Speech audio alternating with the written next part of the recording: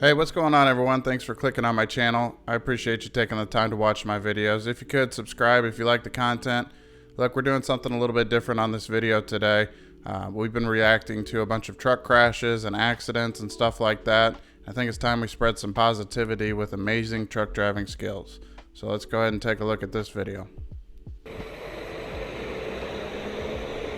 Alright, so it looks like he's coming out to do a button hook. Yep. Whoa. Now he's in a day cab, which is a lot easier to maneuver than a sleeper berth truck. But nevertheless, when I'm talking about turning and say button hook, this is exactly what I mean. He did a great job. And sometimes it is necessary to come way out just to cut right back. And that's because of off tracking. The trailer doesn't follow the same path as the truck does. So he did a great job. All right, what we got going on in this one? Looks like he's setting up to back into the dock. Okay, and it's an inside dock too. I don't know if you could tell here. This one's an outside one. This one's an inside one. It is pretty difficult to see inside of here because there's not really much light. So once you get to the right angle, you kind of just got to hold it. You can't see how close you are to the back for the most part. Some places have lights inside, like by the dock area, right about here. But for the most part, it is pretty difficult to back into those. And it's a tight squeeze too for the most part. Look at that big engine roar. Again, we're in a day cab here, so it's a little bit easier to maneuver. Freightliner. Okay, so he's getting lined up. And obviously when you're backing up, the goal is 0 pull-ups. But if you can get it in with one pull-up or less, you've done a fantastic job. Sometimes it takes 20, 50 pull-ups to figure it out. But judge your skills as you progress from, beginner to experience from how many times you have to pull up at a specific spot.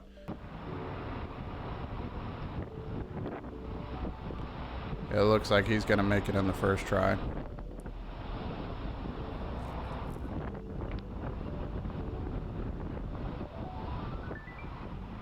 Well done. And a lot of times, especially with day cabs, most likely they're local drivers, which means they're home every night. They're kind of doing the same sort of job every day. So he probably comes to that location quite a bit and has got the experience for that specific dock. Either way, fantastic job driving the truck. Okay, so we got a unique set of doubles here. Oh, and he's going to back them up too. It's definitely recommended in doubles not to back up at all. Like, that's the goal. Mainly because there's so many different pivot points. You got the end of the dolly. You got the back of the trailer, the end of the dolly, the front of the dolly, the front of the trailer that's connected to your truck, and the truck. So there's several different pivot points to where it could twerk. Twerk ain't the best word, but you know what I mean, where it can mess up a straight line. He did a good job.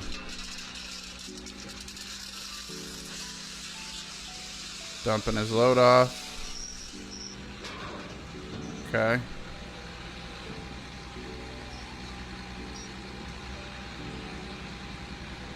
Oh my gosh. That is amazing. You see what I mean about so many different pivot points?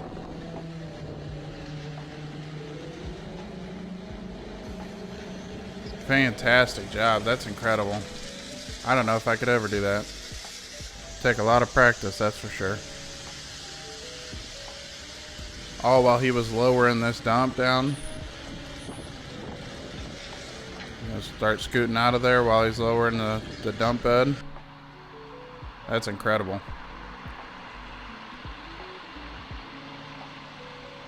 Okay, coming down a slippery, muddy trail. That's another area that I haven't got into, but I don't really want to, is logging. You guys that do the logging stuff, going on this stuff all the time and not getting stuck.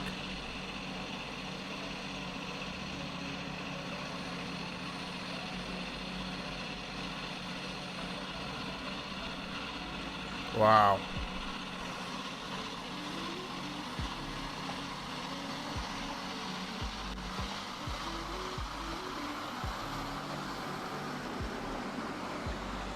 The only thing I know to do in this situation as to not get stuck is to go and don't stop going.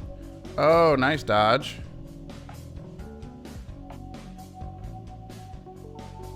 If you can avoid it, avoid it.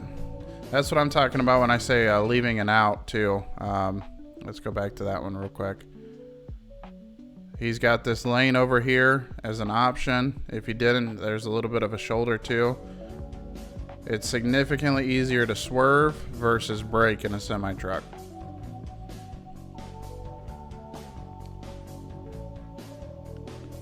Okay. What's going on here? Yeah, these cab overs have fantastic maneuverability. Just because the wheelbase is so short, the distance from the drive tire to the steer tire is so small.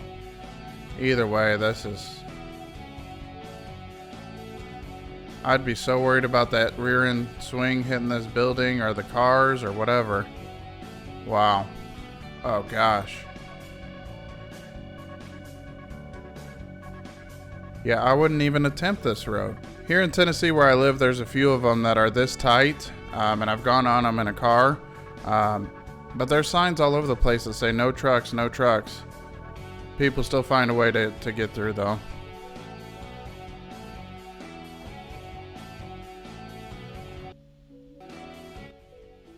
Sorry, let's turn that volume down a little bit.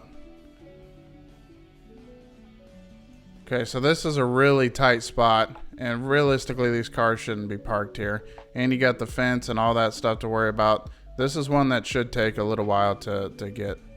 And he's already done a couple of pull-ups.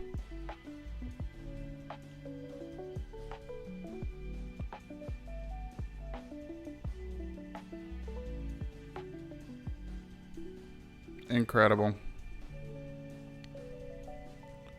Okay, so we got another inside dock situation. It looks like the dock's going to be inside of this building. This one's snug, but not terrible. Yeah, with the cab over too, it should be a little bit easier, but that pole there, I didn't notice that pole.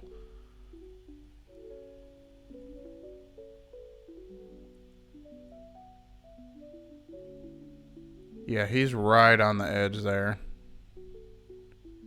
What is he trying to do? I'm guessing he's trying to dump his load right here into this. It almost looks like a side dump trailer. Either that or he's trying to make a U-turn. This is something straight out of like American Truck Simulator, something that you could do on the video game. I'm sad that that one didn't show if he made it or not. Again, we got another inside dock situation. These are challenging, and I could definitely see why these are on this video. Fantastic job. Again, though, we're in day cabs. I'd like to see it done with a sleeper berth, which realistically is what most truck drivers are doing, is over-the-road stuff, and they have the sleeper berth. All right, what do we got in this one? Oh, I absolutely love when the truck and trailer match. Beautiful. And a stretched frame on a Peterbilt.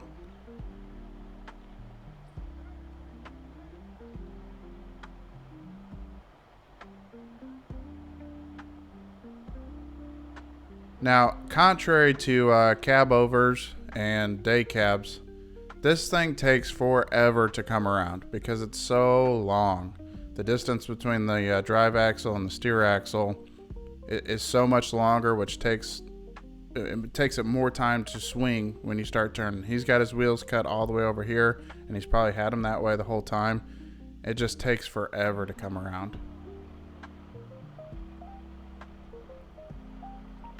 But like anything else, if you're in the same vehicle for a long time, you start to get the hang of it and figure out how it moves. And I mean, even the difference between a Freightliner Cascadia and a Kenworth T680, I've noticed a huge difference when I've drove those two. Let alone you know, a Freightliner or a Peterbilt or a Kenworth long nose like this. Okay, you need one more pull up, my friend. And you got it.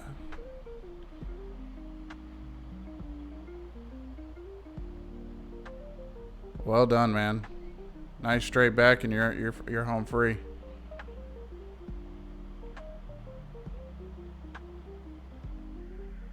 Okay, another backing. These angled lots are a little weird. It's probably a Petro, most likely, or other places do it. It can't be just a Petro. But nevertheless, yeah, these angle spots are weird, but especially when you get over here on this side. I found, though, that blind side backing in these angled spots is easier than a regular spot. And when you're blindsiding, you basically just reverse the order of which you would do things, like setting up, and just do it the opposite way.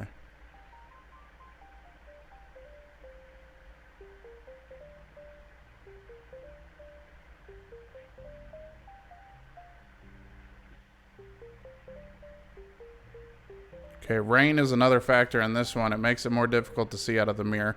You can see on the window of this guy recording that there's droplets all over the place. Same thing is happening on these mirrors, making it a little bit more challenging to see. He is so close up here. Little by little, getting it in.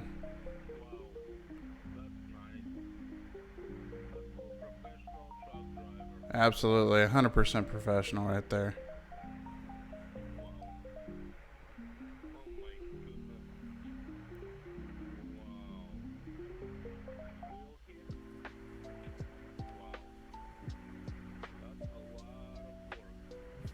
Definitely.